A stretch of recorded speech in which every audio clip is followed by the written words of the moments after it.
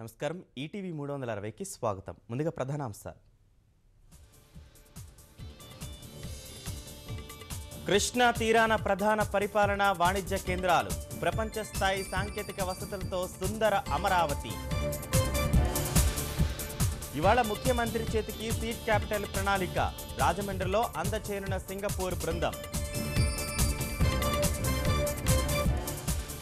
పుష్కరాలకు వెల్లువలా తరలివస్తున్న భక్త జనం, పాఠశాలలకు సెలవులతో మరింత పెరగనున్న రద్దీ.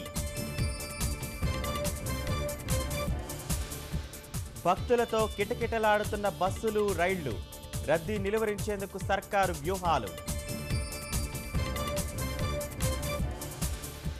చిత్తూరు జిల్లాలో కోరలు చాచిన కరువు, పన్నులు లేక వలసపోతున్న పల్లె జనం.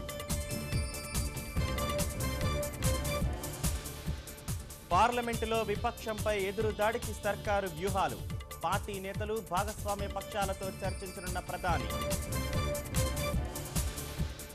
కార్మిక చట్టాల సంస్కరణలపై కుదరని ఏకాభిప్రాయం, సెప్టెంబర్ 2న దేశవ్యాప్త సమ్మెకు కార్మిక సంఘాల నిర్ణయం.